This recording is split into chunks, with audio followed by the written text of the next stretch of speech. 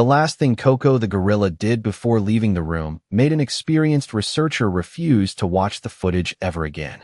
It happened during a quiet afternoon inside the Gorilla Foundation in Northern California, just months before Koko's death, and at first nobody in the room realized why the atmosphere suddenly felt wrong. The cameras were rolling like always, the handlers were relaxed, and Koko sat near the corner of the enclosure surrounded by children's toys, old picture books, and the faded blanket she had carried around for years. Dr. Melissa Grant, a behavioral specialist who had spent nearly a decade studying primate communication, was reviewing one final cognitive session with Koko before a scheduled medical evaluation later that week. Nothing about the day was supposed to be unusual. In fact, Olivia Hayes, Koko's longtime caretaker, had specifically told the staff that Koko seemed calmer than she had in weeks. But then the gorilla stopped responding to every prompt in front of her. She ignored the flashcards. She ignored the sign language requests. She didn't even react when Olivia brought over her favorite orange cat plush toy, something that normally made her immediately brighten up. Instead, Koko slowly turned her head toward the observation window and stared directly at the visitors standing behind the glass. Nobody spoke for several seconds. There were 6 people watching that afternoon, including 2 graduate researchers and a documentary producer visiting from Los Angeles. But every single one of them later described the exact same feeling. They said it felt like Koko wasn't looking at them individually. She was looking through them. Olivia tried gently signing to Koko again, asking if she wanted a snack or a nap, but the gorilla barely moved. Then, without warning, Koko lifted one finger and pointed toward a television mounted high in the corner of the room. A muted news broadcast was playing in the background, showing aerial footage of a massive wildfire burning through thousands of acres in Northern California. The room became quiet again as Koko continued staring at the screen. Dr. Grant initially assumed it was random attention drift, something older gorillas occasionally displayed during sessions, but then Koko began signing slowly, one motion at a time. Deliberate, careful, human, cry, danger. Dr. Grant froze mid-note. Olivia looked confused at first, thinking Koko might simply be repeating familiar signs from older training sessions, but the gorilla kept going. Earth, hurt, sad. The documentary producer nervously laughed and asked whether somebody had accidentally taught Koko phrases connected to climate disasters, but nobody answered him. Because at that exact moment, Koko pressed her palm against the glass, separating her from the visitors, and lowered her head in complete silence.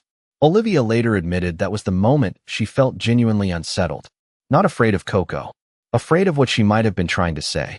Dr. Grant immediately requested the raw footage from every recent session involving Koko, convinced there had to be a scientific explanation for the pattern emerging in her signs.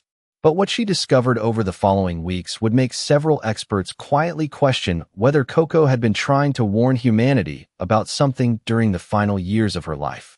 Over the next several days, the footage from that session spread quietly through the facility, but nobody seemed eager to talk about it out loud. The staff still followed their routines as normal, cleaning the habitat every morning, preparing Koko's meals, checking medical reports, and guiding visitors through the educational center. Yet something had changed in the atmosphere around the enclosure. Even the newer volunteers noticed it. Koko no longer greeted people the way she used to. For years, she had been known for reaching toward familiar faces, gently tapping the glass, or signing simple requests when she recognized someone she liked. Children visiting the foundation often laughed when she copied their gestures or covered her face during games of peekaboo. But lately, those moments had almost disappeared entirely. Instead, Koko spent long stretches of time sitting alone near the far wall of the habitat with her blanket pulled tightly against her chest, staring toward the trees beyond the property. Fence as if waiting for something that never came. Olivia Hayes tried not to overreact at first. Koko was aging, and older gorillas naturally slowed down over time, but deep down Olivia knew this felt different. She had spent nearly half her life around Koko and understood the subtle rhythms of her behavior better than almost anyone else alive. There were days when Koko seemed emotionally exhausted before the morning had even begun. Some afternoons, she ignored enrichment games completely and refused to interact with visitors, even when staff members brought out her favorite picture books or soft music recordings. One evening after the facility had closed, Olivia sat quietly outside the enclosure while Koko rested in the dim light near the back corner. The gorilla looked unusually small from that distance, curled beneath a worn gray blanket with one hand resting over her chest. Olivia softly signed the word friend through the glass, something that usually made Koko respond immediately, but this time the gorilla barely moved. After nearly a minute of silence, Koko slowly raised her eyes and signed one word back. Alone. Olivia felt her stomach tighten instantly. The sign had not been part of the exercise. In fact, Koko had not used it in weeks. Olivia tried reassuring her, gently reminding Koko that the staff loved her and that she was safe there, but the gorilla only lowered her head again and pulled the blanket closer around herself. That moment stayed with Olivia long after she drove home that night. Meanwhile, Dr. Melissa Grant became increasingly unsettled while reviewing recent footage archives. At first, she had only planned to examine the strange signs connected to the wildfire broadcast, but a troubling pattern quickly began emerging across completely unrelated sessions. Koko often appeared withdrawn whenever television footage showed crowded cities, polluted rivers, or injured wildlife. During one clip recorded months earlier, a volunteer had accidentally left a documentary playing inside the observation room while preparing Koko's lunch. The footage showed melting Arctic ice and struggling polar bears. Koko stopped eating halfway through the session and quietly signed cry before turning away from the screen. Nobody had paid attention to it at the time. Another recording showed Koko becoming visibly distressed during footage of a flooded neighborhood after a hurricane. Again, the same signs appeared. Hurt, cry, human. Melissa tried convincing herself the connections were coincidence, but the repetition became impossible to ignore. Then one night, while organizing archived tapes inside the research office, she discovered something that made her blood run cold. Nearly every disturbing sequence had happened during the final 2 years of Koko's life. And somehow, nobody had noticed until now. By the middle of that summer, the staff at the Gorilla Foundation had quietly started changing their routines around Koko without even discussing it openly. Nobody wanted to admit they were uncomfortable, but the tension had become impossible to ignore. The strange behavior was no longer limited to isolated moments during television broadcasts or emotional reactions to certain images. Koko had begun developing rituals that nobody could explain. Every evening at exactly the same time, shortly before sunset, she would drag several objects from different corners of the enclosure into one precise spot near the observation glass. Not toys, not food containers, specific things. A cracked mirror from an old enrichment station, a stuffed gray wolf missing one eye, torn newspaper pages, sometimes photographs that visitors had dropped near the barrier. Then she would carefully arrange them into a circle and sit in complete silence beside them for nearly 20 minutes. The first time it happened, staff members assumed she was simply entertaining herself. Gorillas often displayed unusual organizational habits. But Koko repeated the ritual again the next evening. Then again the following night. Always at sunset. Always with the same intense concentration. Olivia Hayes tried interacting with her during one of these episodes and immediately sensed something was wrong. Koko became visibly agitated when Olivia moved one of the objects out of place. Not aggressive, not violent, just deeply distressed in a way Olivia had never seen before. The gorilla quickly repositioned the newspaper page exactly where it had been and pressed both hands against it protectively, while softly making low vocal sounds under her breath. Olivia later admitted that the sound unsettled her more than anything else because it did not resemble frustration. It sounded closer to grief. Meanwhile, Dr. Melissa Grant continued reviewing archived recordings late into the night, and the more footage she watched, the stranger Koko's recent behavior appeared. In one clip, Koko sat for nearly 40 minutes tearing magazine pages into tiny strips, but only the pages containing photographs of crowded highways, factories, or smoke. She ignored every other image completely. Another recording showed her covering the faces of smiling people in a newspaper with pieces of cloth before quietly signing sad to herself several times. Melissa initially tried documenting the patterns scientifically, but eventually even she struggled to maintain emotional distance. Something about the consistency felt deeply unnatural. The most disturbing incidents, however, began happening during storms. Whenever heavy rain rolled across Northern California, Koko would suddenly leave her sleeping area and stand near the outer glass walls of the enclosure for hours at a time, even late at night.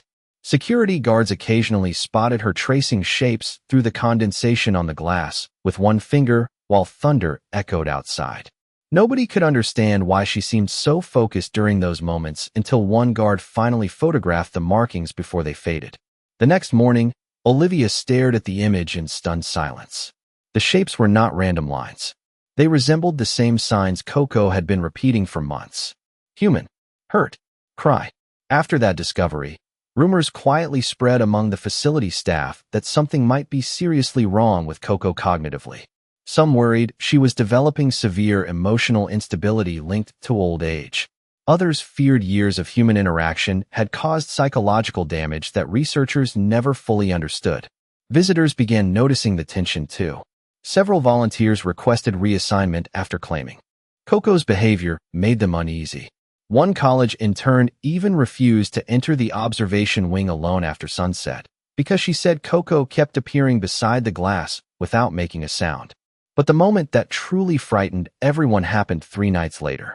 During a routine cleaning shift, Olivia entered the enclosure carrying fresh blankets and immediately froze in place. Every object inside Koko's strange sunset circle had been removed. In their place sat dozens of photographs torn from newspapers and brochures collected around the facility. And in the exact center of the floor, Koko had placed a single image of the Earth upside down. The photograph of the upside-down Earth spread through the facility faster than anyone expected, and by the next morning the atmosphere inside the Gorilla Foundation felt completely different. Staff members who had once spoken warmly about Koko now whispered nervously in break rooms and hallways whenever she appeared on security monitors. Nobody knew what to make of the behavior anymore. The problem was not that Koko seemed dangerous. It was almost worse than that. She seemed aware. Dr. Melissa Grant spent hours trying to calm growing concerns among the administration, insisting there was still no scientific evidence that Koko was intentionally creating symbolic messages. But the Foundation's board members were becoming increasingly uncomfortable with the situation. Several donors had already contacted the facility after hearing rumors from volunteers online. One parent even complained that her 10-year-old son could not sleep after visiting the enclosure because he believed the gorilla was trying to warn people about the end of the world. The Foundation had spent decades building an image centered around compassion, education, and peaceful human-animal connection. Now staff members feared that image was beginning to collapse into something unsettling and unpredictable. Olivia Hayes took the criticism harder than anyone else. For years, she had defended Koko against accusations that the public exaggerated her intelligence, but now even Olivia struggled to explain the strange emotional heaviness surrounding the gorilla. Every attempt to normalize Koko's behavior only made things worse. One afternoon, Olivia removed all newspapers, magazines, and televisions from the enrichment area, hoping the disturbing patterns would stop. Instead, Koko reacted in a way nobody expected. The gorilla quietly gathered every blanket inside the enclosure and draped them over the windows one by one until almost all natural light had disappeared from the room. Then she sat alone in darkness facing the wall for nearly 3 straight hours. Olivia later admitted she had never seen Koko voluntarily isolate herself like that before.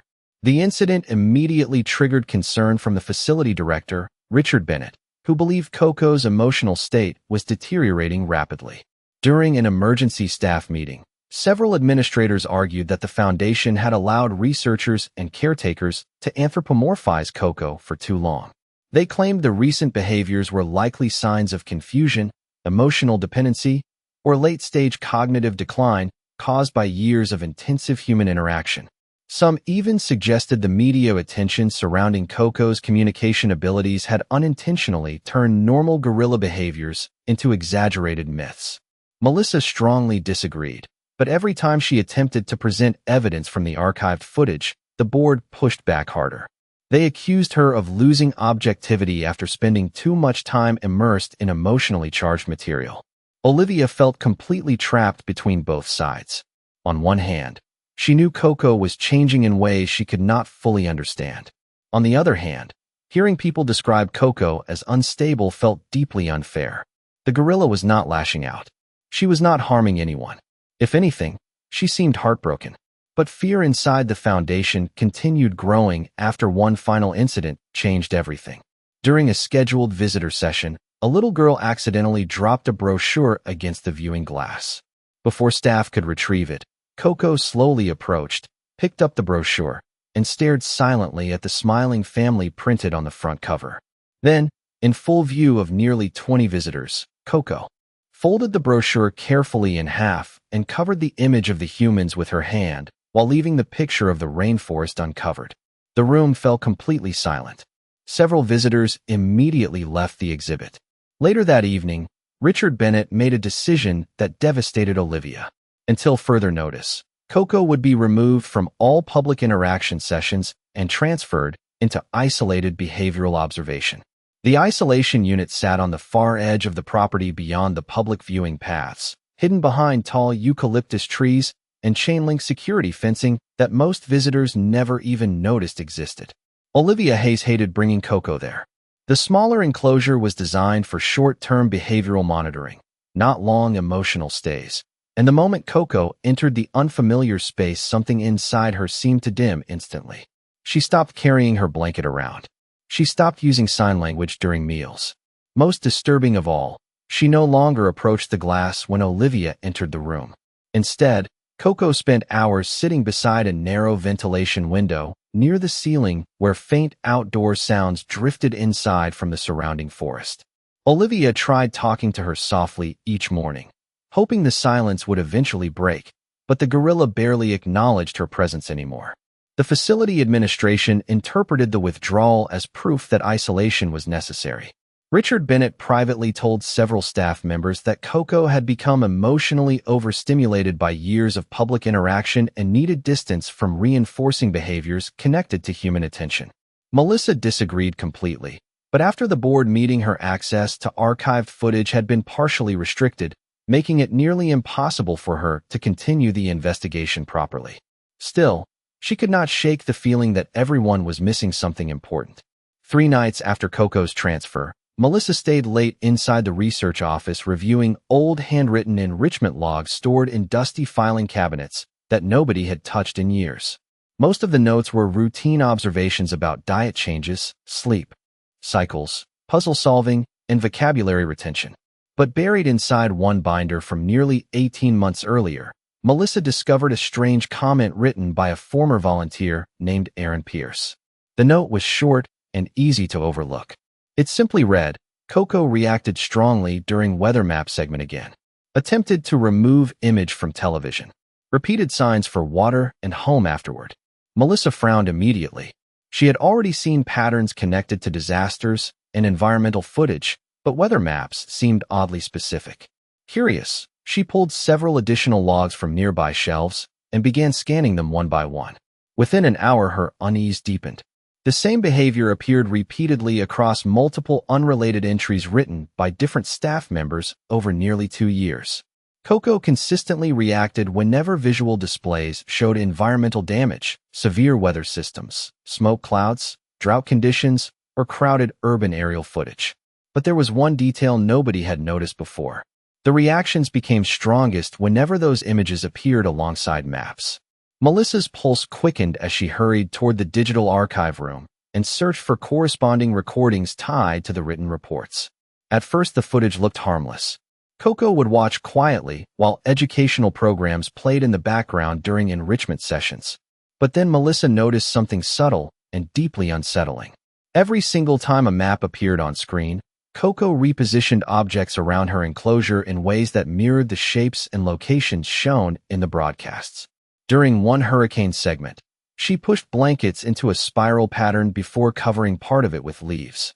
During footage of drought zones, she arranged empty food bowls into long, uneven lines stretching across the floor.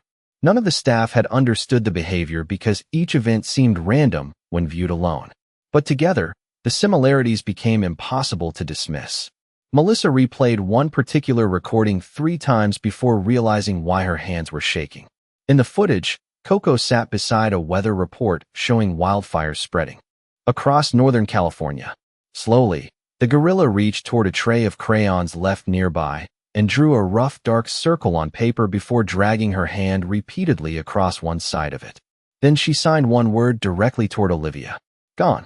Melissa stared at the pause screen in silence for nearly a minute before grabbing her coat and the archive drive. For the first time since the investigation began, she no longer believed Koko was behaving randomly. And that realization terrified her enough to make one final decision. She was going to review every remaining recording from Koko's final 2 years, even if the Foundation tried to stop her.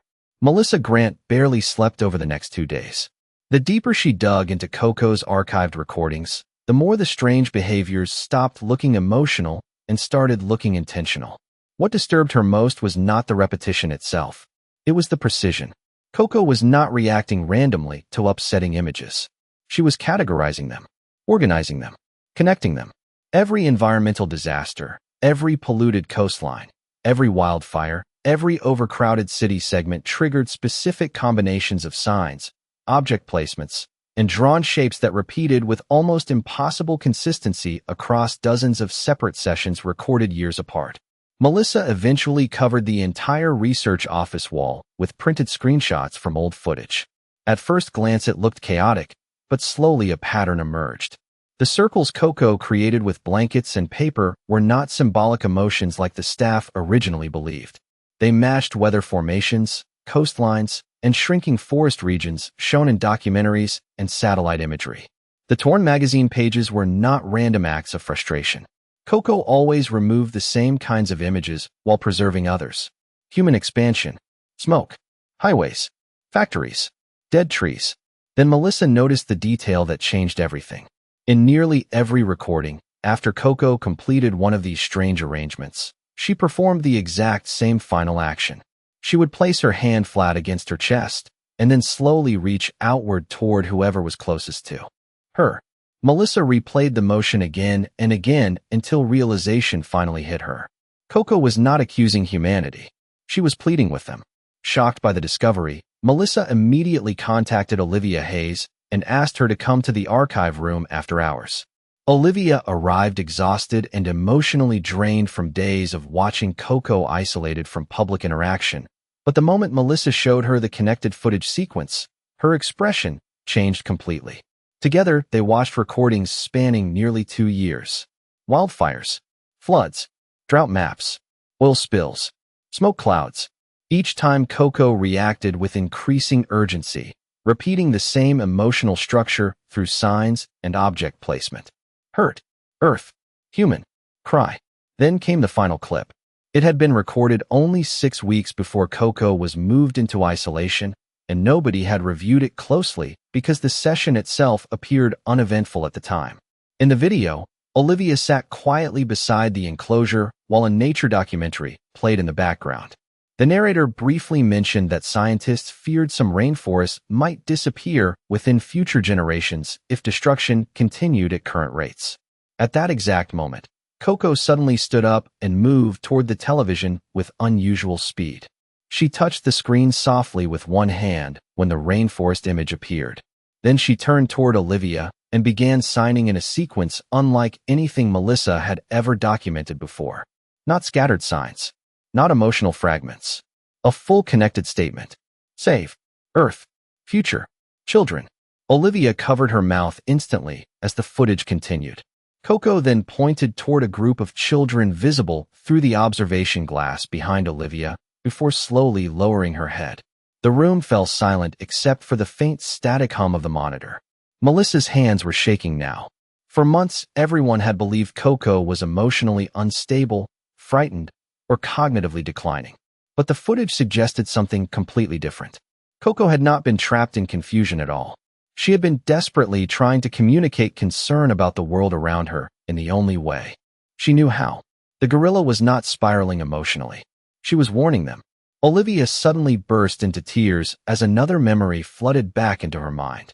Weeks earlier, just before Koko was removed from public interaction, a little boy visiting the facility had pressed his hand against the enclosure glass and told Koko he wanted to become a scientist when he grew up.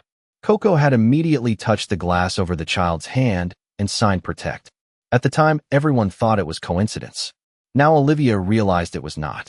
For several long seconds, Neither woman spoke. They simply stared at the paused image of Koko touching the rainforest on the screen, while the horrifying truth settled over them both at once. The gorilla they had isolated, misunderstood, and treated like a problem had spent her final years trying to beg humanity to take care of the world before it was too late. For the first time since Koko had been moved into isolation, Olivia Hayes could not bring herself to walk away from the archive room when the footage ended.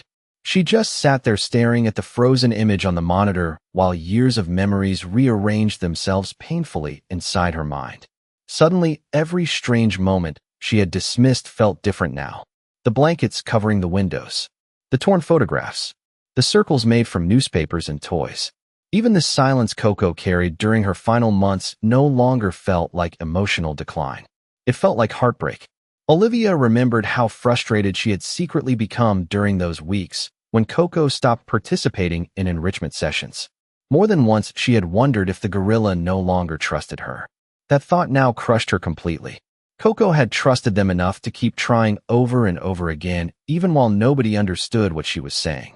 Melissa Grant felt the same guilt settling over her chest as she reviewed the footage one final time. As a scientist, she had spent months forcing herself to search for rational explanations because she feared becoming emotionally biased. But now the evidence was impossible to ignore. Koko had not suddenly become unstable. The gorilla had been emotionally overwhelmed by what she was seeing humans do to the world around them. And instead of reacting with anger, she had tried to communicate concern. That realization hit harder than either woman expected. Olivia quietly stood up and left the archive room without saying a word. 20 minutes later, Melissa found her sitting alone outside the isolation enclosure, holding Koko's old gray blanket against her chest. The lights inside the observation wing were dim, and rain tapped softly against the roof overhead, while Koko rested near the ventilation window, exactly where she always sat now. Olivia slowly approached the glass and signed friend again through trembling hands. This time Koko lifted her eyes immediately. The gorilla stared at Olivia for several long seconds before slowly moving closer to the barrier. What happened next shattered Olivia completely. Koko gently pressed her palm against the glass directly over Olivia's hand, just as she had done with the little boy weeks earlier. Then the gorilla signed one word. Together. Olivia covered her mouth as tears rolled down her face. But this was not the helpless crying from before. It was the unbearable feeling of realizing someone you loved had been suffering right in front of you while you failed to understand them. Melissa quietly turned away because even she could not watch the moment without breaking down emotionally. Over the following days, the atmosphere inside the Gorilla Foundation changed dramatically. Staff members who had once spoken about Koko with fear or discomfort now revisited old recordings with growing shame. One volunteer admitted she had mistaken Koko's silence for emotional withdrawal when in reality the gorilla had only become distressed during environmental footage. Another caretaker remembered finding leaves and branches carefully arranged around a leaking water hose months earlier, but never realizing Koko might have been reacting to wasted water. Slowly, the staff stopped talking about Koko like a behavioral problem and started speaking about her like someone who had desperately tried to carry a message nobody wanted to hear.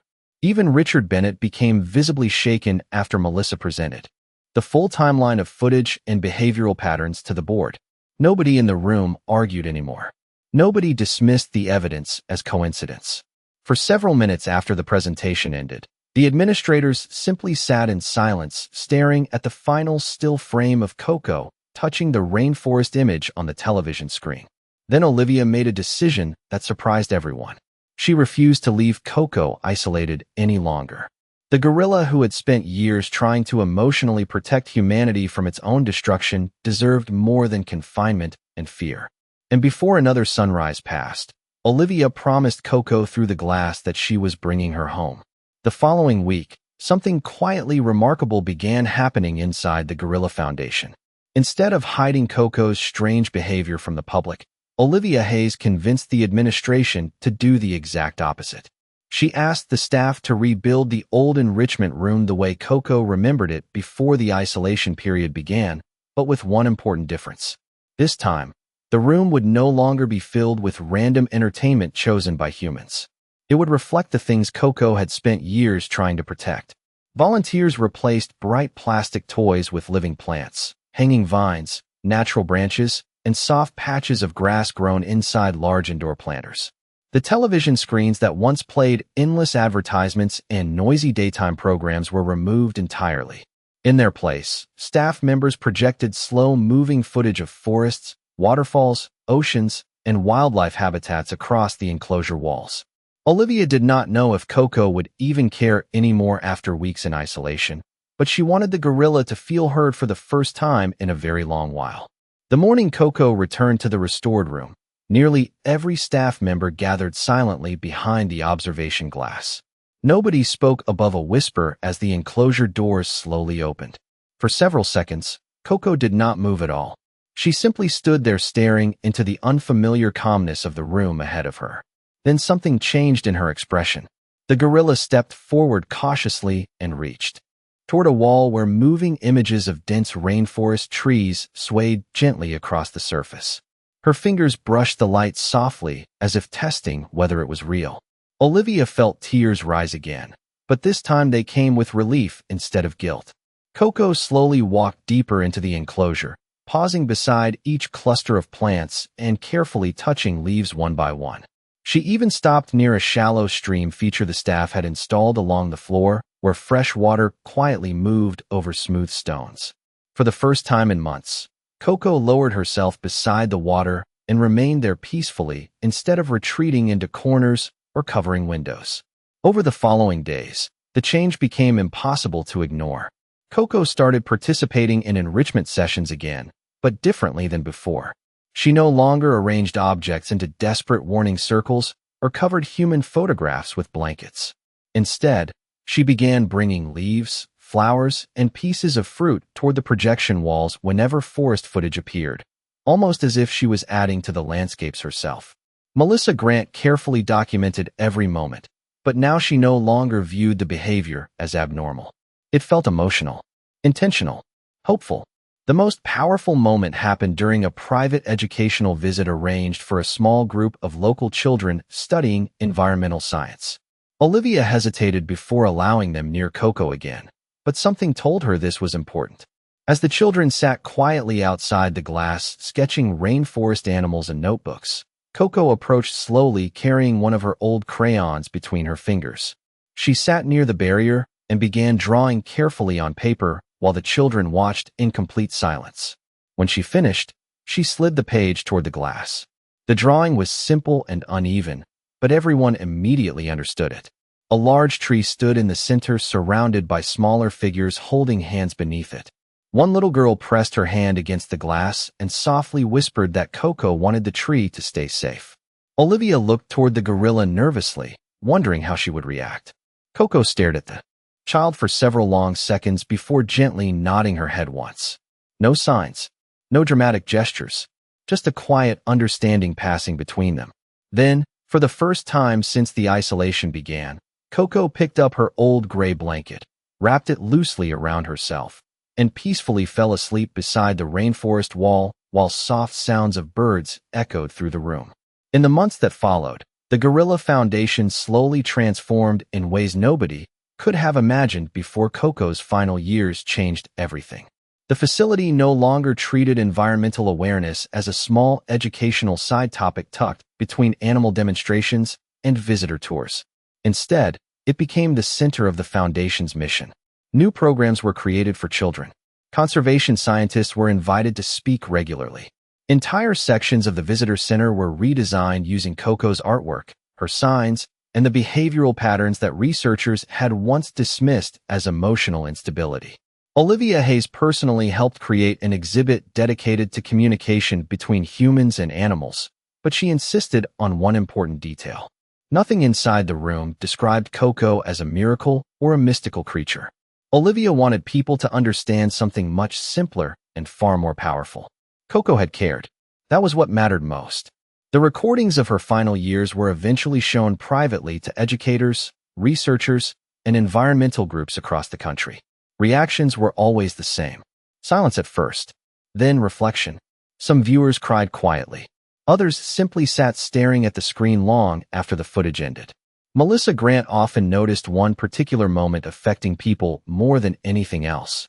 It was not the signs about danger or the strange object patterns. It was the scene where Koko gently touched the rainforest image before signing future and children. There was something deeply human about the sadness in her expression during that moment. Something impossible to forget once you saw it. As for Koko herself, her final months became calmer after the Foundation stopped treating her behavior like a problem that needed correcting. She spent most mornings near the indoor stream or sitting beneath projected forest canopies while soft bird calls echoed through the enclosure. The strange rituals disappeared completely. No more covered windows. No more hidden photographs. No more desperate circles of objects placed across the floor. It was as if the gorilla no longer felt trapped trying to explain herself. Olivia noticed the difference most during quiet evenings after visitors had gone home. Sometimes she would sit outside the enclosure reading reports while Koko rested nearby with her blanket wrapped loosely around her shoulders. Every now and then, Koko would glance toward Olivia and softly sign friend before settling back down again. Those small moments meant more to Olivia than any scientific breakthrough ever could. Nearly a year after Koko passed away peacefully in her sleep, the Foundation planted a young redwood tree near the edge of the property where the eucalyptus grove overlooked the valley below. Staff members, volunteers, and local schoolchildren gathered quietly around the tree during the ceremony.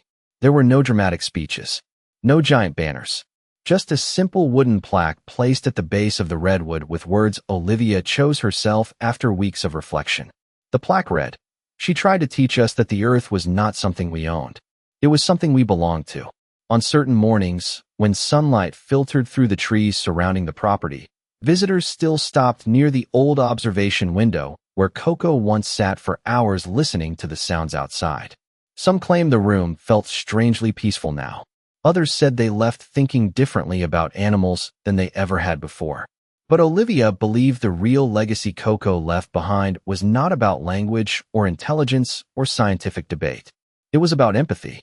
A gorilla spent her final years trying to protect a world she would never fully understand from a species that often refused to protect it themselves. And in the end, the creature trapped behind the glass may have seen humanity more clearly than humanity ever saw itself.